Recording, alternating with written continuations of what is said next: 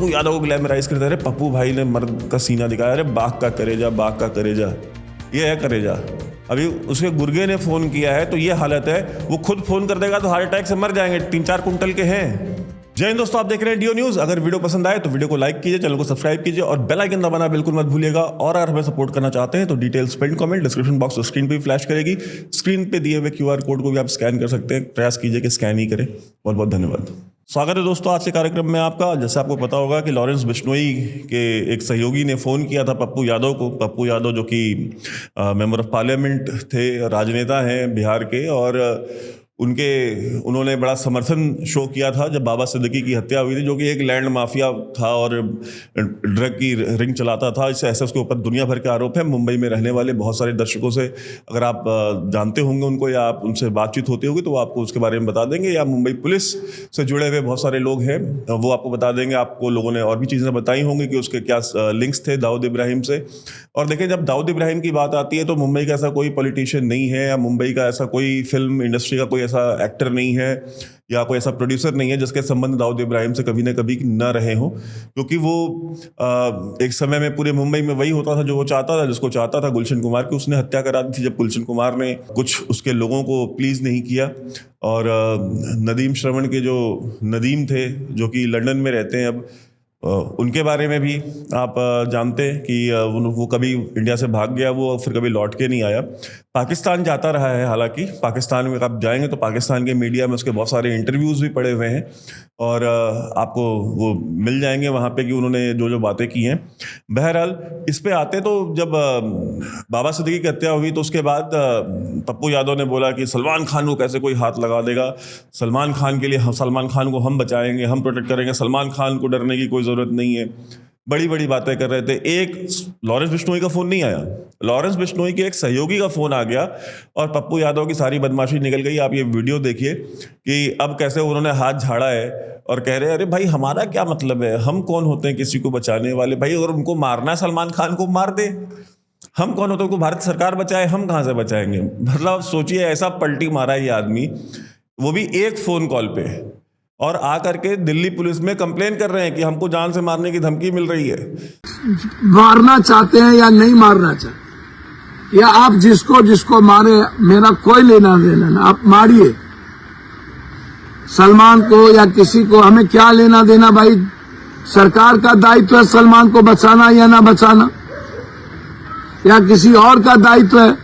और बिश्नोई के जिस सहयोगी ने फ़ोन किया उसने उसको बताया था कि तुम्हारा एक घर यहाँ इस मोहल्ले में है, एक घर वहाँ तुम्हारा उस मोहल्ले में है। उसके पूरे सारे जितने अड्डे ठिकाने हैं सबका नाम उसने बता दिया था। पप्पू यादव के बारे में आपको बताऊंगा कि पप्पू यादव का खुद का इतिहास कैसा है। अब ये देखिए, कहते हैं ना भारत में राजनीति का चोला पहन के कैसे कैसे लोग घूम रहे हैं। 17 दिसंबर 1995 के दिन पश्चिम बंगाल के पुरुलिया में, जो लोग नहीं जानते मैं उनको बता दूँ, 17 दिसंबर 1995 को पुरुलिया एक क्षेत्र है पश्चिम बंगाल में, वहाँ पे एंटेनोव AN-26 जहाज था, उससे जो है कि हज़ारों की तादाद में AK-47 जो है वो ड्रॉप कर दी गई। एक अननोन एयरक्राफ्ट जो कि AN-26 जिसके बारे में मैं आपको बता रहा हूँ, उससे ड्रॉप की गई। और उसमें जो की एक्यूज था उसका नाम था किम डेवी। किम डेवी ने जो है उसने बताया कि उसको जो भारत से भागने में मदद की वो किसने की, वो पप्पू यादव ने की। ये उसने ऑन द रिकॉर्ड स्टेटमेंट दिया है 2011 में कि मुझे पप्पू यादव ने मदद की मुझे मेरी यहाँ से भागने, उसके लिए पप्पू यादव के ऊपर मुकदमा चला। और आप खुद सोचिए, और वो आर्म्स ड्रॉप किया क्यों गया था, सबसे बड़ी बात तो ये है कि ये आर्म्स ड्रॉप क्यों हुआ था।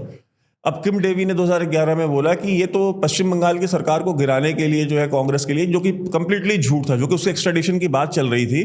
भारत की सरकार, तत्कालीन कांग्रेस की सरकार, उसका एक्स्ट्राडिशन मांग रही थी डेनमार्क की सरकार से कि आप उसको वापस भेजिए, हमारे यहाँ पे ये दोषी है इस अपराध में। तो उस एक्स्ट्राडिशन से बचने के लिए उसने कांग्रेस के ऊपर, तत्कालीन कांग्रेस, PV नरसिम्हा राव की जो कांग्रेस थी उसके ऊपर उसने आरोप लगा दिया कि ये तो मैंने RNAW रॉ के कहने पे किया था, जबकि ऐसा नहीं था। ये इसलिए किया गया था, अगर वैसा होता तो वो उस समय ही उसको भगा देते, उस समय कोई केस नहीं चलता, और तब की कांग्रेस पार्टी क्यों केस चलाती। तो वो केस चला रहे थे इसलिए बिकॉज ये वो झूठ बोल रहा था। उसमें जो मेन ये जो साजिश थी ये कम्युनिस्टों की और उस समय की बांग्लादेश की जो राष्ट्रपति थी खालिदा जिया, इनकी मिली भगत से हो रहा था। उनका ये था कि भारत के जो बंगाल में इंसर्जेंसी क्रिएट करा करके कम्युनिस्टों को वो करा करके भारत को जो है वो जो पश्चिम बंगाल है उसको भारत से अलग कर दिया जाए। ये पूरी कॉन्स्पिरेसी थी भारत तोड़ने की और भारत में गृह युद्ध कराने की। कम्युनिस्टों यानी कि जो माओइस्ट थे, जो कि नक्सलवादी थे, उनके पास ज़्यादा से ज़्यादा हजारों की संख्या में जो है AK-47 पहुंचाया जाए। और इसमें जो ब्रिटिश सरकार ने जो जांच की थी, तब की जो ब्रिटिश पुलिस ने जो जांच की थी और CBI ने जो जांच की भारत की मिलकर के, उसमें रसीद मिली परचेज की, जो AK-47 खरीदी गई थी, जब उसकी रसीद मिली तो उसमें साइन किसका था? मोहम्मद शुबिद अली भुइयां का। ये तब के बांग्लादेश आर्मी में मेजर जनरल था, उसने साइन किया था।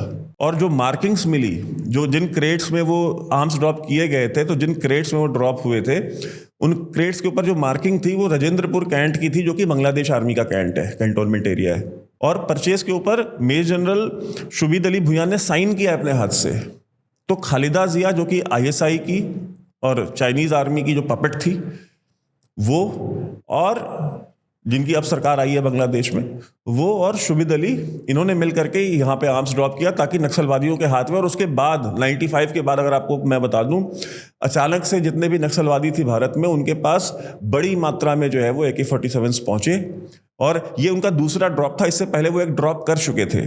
तो उनको जब भारतीय एयरफोर्स की, भारतीय वायुसेना के MiG-21 जहाज ने उनको इंटरसेप्ट करके उनको जो है बॉम्बे में ले जाके लैंड कराया था, तो उन्होंने बताया कि जो लोग पकड़े गए, उन्होंने बताया कि हमारा दूसरा ड्रॉप था, हम एक ड्रॉप पहले कर चुके हैं सक्सेसफुल। तो भारत में इन कम्युनिस्टों को, और जो लोग बिहार के रहने वाले हैं, जिन्होंने बिहार में पिछले 40 साल देखे हैं, 35 साल देखे हैं, उनको पता हुआ कि बिहार की राजनीति में कम्युनिस्ट किस विचारधारा के साथ जो है वो अलाइंड रहे हैं हमेशा। जो नक्सलवादी बिहार में नक्सलवाद करते रहे हैं, वो, उनको समर्थन कौन सी पॉलिटिकल पार्टी से आता था? उनको समर्थन हमेशा से ये पप्पू यादव जैसे और लालू यादव जैसे लोगों का रहा है। ये इतिहास गवाह है, आप बिहार में रहने वाले किसी भी व्यक्ति से पूछ लीजिए जिसने वहां पत्रकारिता की, आप किसी उस पत्रकार से आप बात कीजिए, वो आपको बताएंगे। अगर उनका अपना कोई वैचारिक बायस ना हुआ तो पप्पू यादव ये काम करते रहे हैं। और एक फोन आया है और पापा की परी जो है वो डर गई। अब कह रहे हैं कि हमारा क्या लेना देना है, सलमान खान को बचाएं। और सलमान खान, हम कहते हैं सलमान खान को धमकी दी उसने, ठीक है यार, वो धमकी दे रहा है, नहीं दे रहा है। दुनिया भर में दाऊद इब्राहिम ने जो है 150 प्रोड्यूसर्स को, एक्टर्स को, आज तक कितने लोगों को धमकियां दी हैं? आज तक कभी कोई पूछने गया है? कोई चर्चा करता है? एक मुसलमान जो है वो धमकी दे रहा है। गुलशन कुमार की हत्या दाऊद इब्राहिम ने कराई, अबू सलेम ने मारा उसको, आज तक कभी कोई गया पूछने? आज तक कभी किसी मीडिया को आपने देखा है कि एक मुसलमान ने जो है हिंदू प्रोड्यूसर की हत्या कर दी? मुसलमान मरता है तो तुरंत मुसलमान मरा है, वो चाहे क्रिमिनल हो, वो चाहे आतंकवादी हो, चाहे पॉलिटिशियन हो, कोई भी XYZ, वो अचानक से मुसलमान बन जाता है। और जब हिंदू मारे जाते हैं, जब हिंदू प्रोड्यूसर्स मारे जाते हैं, जब उनसे करोड़ों रुपए ऐंठे जाते हैं महीने के, हर फिल्म की रिलीज के पहले जो है उनसे बोला जाता है कि अपने फिल्म की जो है कॉपी दे के जाना, बिकॉज पायरेटेड वर्जन भी मार्केट में बेचना है।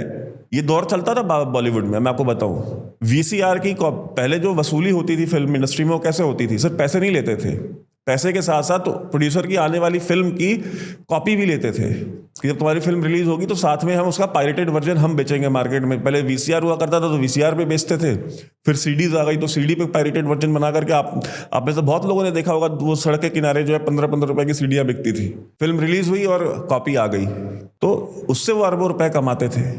आज तक कभी किसी ने उसके ऊपर ऑब्जेक्शन नहीं किया, कभी किसी मीडिया के पेट में दर्द नहीं उठा, किसी पॉलिटिशियन के पेट में दर्द नहीं उठा।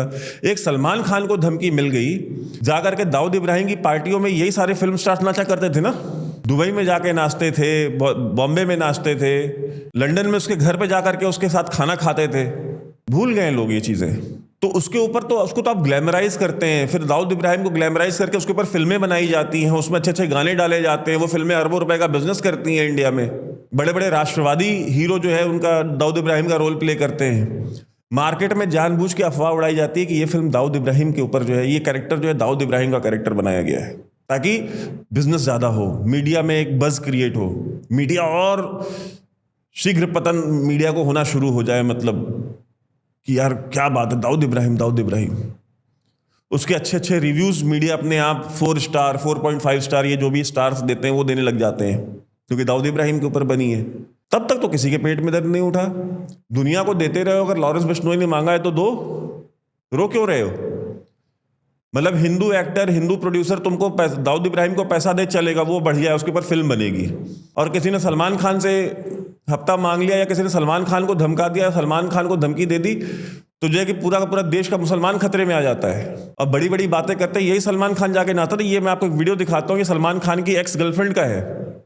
वो बता रही है कि सलमान खान आदमी किस तरह का है। उसने बताया कि किस तरह से उसको टॉर्चर करता था, किस तरह से मारता था, ऐश्वर्या राय के साथ उसका क्या बिहेवियर था, बाकी लड़कियों के साथ क्या बिहेवियर था, खुद उसके साथ क्या बिहेवियर था। ऐसे लोगों को ग्लैमराइज किया जाता है हमारे समाज में। मुझे पता अभी मैं ये बातें बोल रहा हूँ, ये वीडियो नहीं चलेगी। क्यों? क्योंकि सलमान खान को आप क्यों बोल रहे हो, आप शाहरुख खान को क्यों बोल रहे हो, आप फलाना ऋतिक रोशन को क्यों बोल रहे हो, आप रणबीर कपूर को क्यों बोल रहे हो। ये फिल्म स्टार सारे के सारे जितने भी हैं, इनका सारा धर्म, दीन, ईमान सिर्फ पैसा है। ये आपके रोल मॉडल्स नहीं है, आपने इनको रोल मॉडल बनाया हुआ है। इसीलिए आपकी जो जनरेशन्स आ रही हैं, जो जनरेशन चल रही हैं, वो इसीलिए भाग रही हैं। घर में सलमान खान, शाहरुख खान को रोमांटिसाइज करेंगे, बच्चों को ले जाकर इनकी फिल्में दिखाएंगे और फिर बाद में रोएंगे कि हमारी बेटी लव जिहाद का शिकार कैसे हो गई, हमारी बेटी को बचा लो। टीवी पे उनके गाने बजाएंगे, उनको रोमांस करते हुए दिखाएंगे बच्चों को, और फिर बाद में कंप्लेन करेंगे कि हमारी बच्ची लव जिहाद का शिकार क्यों हो गई। आप सलमान खान, शाहरुख खान को ग्लैमराइज करेंगे और बच्ची आपको अपने विश्व हिंदू परिषद से बचवानी है। आपकी बच्चियां बचाने का ठेका बजरंग दल ने रखा है। आपकी बच्चियां बचाने के लिए जो कानून सरकार बनाएगी। आप उनको रोमांटिसाइज कीजिए, अपने घर में ग्लैमराइज कीजिए शाहरुख खान और सलमान खान को। पहले अब ये सोमी अली इनका नाम है, ये सलमान की एक्स गर्लफ्रेंड, इनका वीडियो देखिए। आप अगर देख सकें कि उन 8 या 9 साल में मेरे साथ क्या क्या किया गया है, आप बेहोश हो जाएंगी, मैं आपको बता नहीं सकती। और वो उसका, कटरीना का तो उसका एक आधा भी नहीं हुआ है। ऐश का बहुत बुरा हुआ है। ऐश का उसने सीढ़ियों से नीचे गिरा के उसका आई थिंक शोल्डर फ्रैक्चर कर दिया था। और कटरीना को आई डोंट नो क्या हुआ था। मगर ये है कि सलमान ने मेरे साथ जो किया है, इसकी डिटेल्स सिर्फ और सिर्फ मेरी मम्मी को पता है, और 2-3 मेरी जो दोस्तें हैं, अमेरिकन फ्रेंड्स जो हैं, उनको पता है। तो वो ऐसी वाहियात चीजें हैं कि मतलब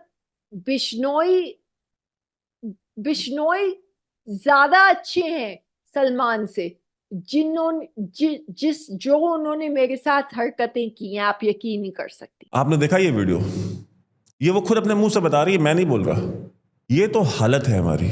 सलमान खान को और पप्पू यादव जैसे लोग, मतलब देश को तोड़ने के लिए जो आर्म्स ड्रॉप हुआ, उसमें वो एक्यूज्ड आदमी है। वो उसका इतिहास क्रिमिनल इतिहास है। वो जिस एरिया में रहता है, उस पूरे एरिया के लोगों से जाके पूछिए ना कि उसके बाप दादाओं का, उसके जो गॉडफादर थे, अर्जुन सिंह मेरे ख्याल से नाम था उनका इतिहास क्या है, पता कीजिए।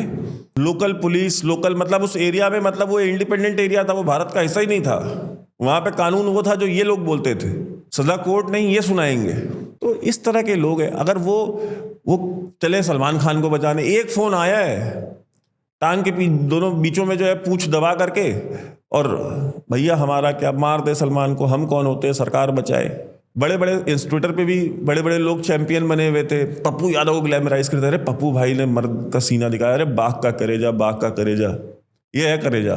अभी उसके गुर्गे ने फोन किया है, तो ये हालत है। वो खुद फोन कर देगा तो हार्ट अटैक से मर जाएंगे। 3-4 कुंटल के हैं। अभी वो कभी खुद गलती से लॉरेंस बिश्नोई ने खुद फोन कर दिया तो हार्ट अटैक से निकल लेंगे धरती से, खर्च हो जाएंगे 2 मिनट के अंदर। भारत के सारे वामपंथी, सारे कट्टरपंथी, जितने इस्लामिक जिहादी थे, सब खड़े हो गए कि अरे पप्पू भाई ने तो देखो क्या हिम्मत दिखाई है, पप्पू भाई का क्या कलेजा है। ये है कलेजा निकला पप्पू भाई का। भागते भागते कभी पुलिस को भाग रहे हैं, कभी क्राइम ब्रांच में भाग रहे हैं, कभी मीडिया बुला करके बोल रहे हैं भैया हम नहीं कह रहे, जिसको मारना है मार दे, हमें हमारा कोई लेना देना नहीं। तो काहे चौधरी बन रहे थे। अब आ जाते अगले मुद्दे पे। आपको पता होगा मुथिलम्मा मंदिर, जो कि सिकंदराबाद में, हैदराबाद के पास जो है, वहाँ पे हमने उसके ऊपर वीडियो भी किया था। वहाँ पे मंदिर के अंदर जो है देवी की प्रतिमा तोड़ी गई थी, उसके अंदर जो है कि वो सारे प्रॉपर्टी डैमेज की गई थी, उसके ऊपर बहुत कंट्रोवर्सी हुई। और जब वहाँ पे जाना चाहा वहाँ के लोकल बीजेपी लीडरशिप द्वारा, तो उनको जाने भी नहीं दिया गया वहाँ पे अंदर। तो उस तरह की ही घटना भीमावरम, आंध्र प्रदेश के ही भीमावरम में एक घटना करने का प्रयास किया जा रहा था। और जो मुसलमान जो ये काम करना चाह रहा था, उसको वहाँ के लोकल लोगों ने पकड़ा है और उसकी जो सुताई चल रही है, जरा उसका सुताई का भी वीडियो देखिए।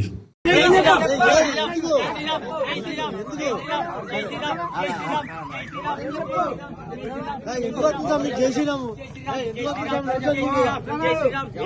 రాష్ట్రం తిరిగిదా హిందూ రాజ్యం నువ్వు రాజ్యం తెలియదా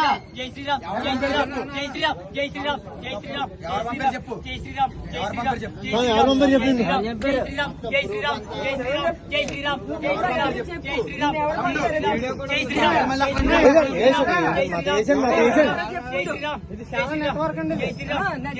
సార్ స్వామి ఇది మటుకు ఒకటి కాదండి ఒకరైతే కాదండి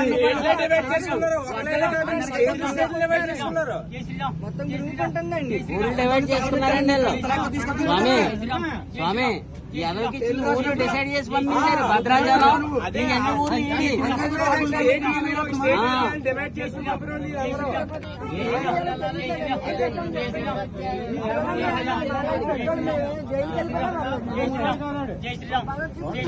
और इसको मारा गया है। इसको मार करके अच्छे से तबीयत ठीक करके जो है इसको फिर ले जा करके, और अगर आप देखेंगे वीडियो में ध्यान से तो महिलाएं और पुरुष दोनों मिलके मार रहे हैं। हिंसा का सपोर्ट नहीं करना चाहिए, लेकिन इस तरह की चीजें जो मंदिरों में घुस घुस करके जो ये मंदिर जो देवी की प्रतिमाएं तोड़ी जा रही हैं और जो हिंदू देवी देवताओं का अपमान किया जा रहा है और हमारी आस्था के साथ खेला जा रहा है, ये अगर आप देखें तो ये सिस्टमेटिक तरीके से किया जा रहा है। साउथ में स्पेशली, आंध्र प्रदेश में, तेलंगाना में, तमिलनाडु में, इन जगहों पर जानबूझ के ये चीजें की जा रही हैं। वहाँ पे माहौल ख़राब करने का प्रयास किया जा रहा है और ये एक सिस्टमेटिक तरीके से हो रहा है। इस बार तो चलिए वहाँ पे जो हिंदू थे वो जागृत थे, उन्होंने पकड़ा। इसकी जेब से एक लिस्ट निकली है जिसमें हिंदू पुजारियों के नाम लिखे हुए हैं। इसकी जेब से जो लिस्ट निकली है उस पर हिंदू पुजारियों के नाम लिखे हुए हैं। यानी कि वो सिर्फ और सिर्फ यहाँ तोड़ फोड़ करने नहीं आया था, इनके टारगेट पे वो हिंदू पुजारी भी हैं कि अब हिंदू पुजारियों की भी हत्या कराई जाए। अब सोचिए जरा, जेब में हिट लिस्ट का नाम लेके घूम रहे हैं। आप खाते रहिए बिरयानी, आप डांस नाच गाना करते रहिए, उसमें कहीं कोई कमी नहीं होनी चाहिए। नई नई फिल्में आ रही हैं, सीजन आ रहा है, अब तो क्रिसमस भी आ रही है। क्रिसमस पे आपको चर्च जा करके जिंगल बेल भी गाना है। बच्चों को सेंटा क्लॉज बना करके फोटो भी डालनी, वो तो सबसे जरूरी काम है। दिवाली की डाल के खाली हो गए होंगे, पता नहीं कितने लोग दिवाली पे डाले नहीं डाले, क्रिसमस पे तो जरूर डालेंगे बच्चों को सेंटा क्लॉज बना करके। एक ऐसा कैरेक्टर जो कि खुद क्रिश्चियन, मतलब बाइबल में एग्जिस्ट नहीं करता है, कोई क्रिश्चियन हिस्ट्री नहीं है, मतलब क्रिश्चियनिटी में भी वो कैरेक्टर एग्जिस्ट नहीं करता है। चूंकि अमेरिका में लोग करते हैं, यूरोप में करते हैं, तो हम भी करेंगे, क्योंकि हमको तो वो बनना है ना। वैलिडेशन हमको उनसे चाहिए होती है। आप इमेजिन कीजिए, मैं ऑफ द ट्रैक जा रहा हूँ 1 मिनट के लिए, लेकिन जरा ध्यान से सुनिएगा। इस देश में, अमेरिका में बैठे हुए लोग, यूरोप में बैठे हुए लोग, इंडियन फिल्म्स, चाहे वो तेलुगु हो चाहे हिंदी हो, किसी भी फिल्म का मैंने देखा है कि वो बैठ करके उसको रिव्यू कर रहे होते, उसको देख रहे होते हैं और खुद का रिएक्शन वीडियो बना रहे होते हैं। और उनको देख कौन रहा होता है? इंडियंस बैठ के देख रहे होते हैं कि इनका रिएक्शन क्या रहा है। इंडियंस ये बैठ के देख रहे होते हैं कि जब अमेरिकन आदमी इंडियन खाना ट्राई कर रहा है तो उसको बैठ के देख रहे हैं। और आप जाके देखिए, मिलियंस में व्यू है उनके, मिलियंस में। हमको वैलिडेशन चाहिए। हमारा खाना अच्छा कब होगा? जब वो अच्छा बोलेंगे। हमारी फिल्म अच्छी कब होगी? जब वो अच्छा बोलेंगे। हमारा इतिहास अच्छा कब होगा? जब हमारे हिस्टोरिकल वीडियोस पे वो अच्छा रिएक्शन देंगे। यानी हमको उस गोरे का वैलिडेशन चाहिए। ये हमारी खुद की सेल्फ रिस्पेक्ट और सेल्फ स्टीम है। कितने शर्म की बात है, हम उनका वैलिडेशन सीख कर रहे हैं जो आपके देश को तोड़ना चाहते हैं, जहां की सरकारें आपके देश को तोड़ना चाहती हैं। जिन अंग्रेजों ने आपके ऊपर 200-250 साल रूल किया है, आपके लोगों को मारा है, हजारों की तादाद में लोगों को फांसियां दी हैं, गोलियों से भुना है हमारे आपके पूर्वजों को, हम उनका वैलिडेशन सीख कर रहे हैं। हम वो कौम है, हम वो कम्युनिटी है, हम वो देश के, हम वो लोग हैं। कितने शर्म की बात है, लेकिन हम करते हैं ये काम। खैर एनीवे, तो वो पुजारियों के नाम, पंडितों के नाम लिख करके जेब में घूम रहा है। यानी कि अब उनकी भी टारगेटिंग शुरू होने वाली है साउथ में, क्योंकि पुजारी तो कन्वर्ट हो नहीं रहे। जैसे पंजाब में क्या है, पंजाब में से बहुत सारे गाँव में मैंने आपको बताया था गया कि ग्रंथी कन्वर्ट हो गए, गुरुद्वारे पे ताला मार दिया, क्यों? ग्रंथी कन्वर्ट हो गया। साउथ में पुजारी कन्वर्ट नहीं कर पा रही है, तो क्योंकि पुजारी कन्वर्ट नहीं हो रहे तो उनको मारना शुरू करो। अगर ऐसे कन्वर्ट नहीं हो रहे, पैसे से कन्वर्ट नहीं हो रहे, तो डरा धमका के उनको कन्वर्ट करो। एक आध दो को मार देंगे तो डर के मारे कुछ कन्वर्ट हो जाएंगे। तो अब ये नई ट्रिक पे आए हैं और इसके बाद इसको घुमाया गया है, इसको सिर्फ मारा नहीं गया, इसको उसकी परेड कराई गई है। वो भी वीडियो देखिए आप।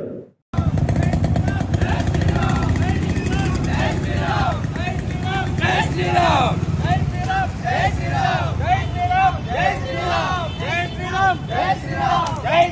और ये वीडियो आपने देखी, ये ज़रूरी है, ये बहुत ज़रूरी है।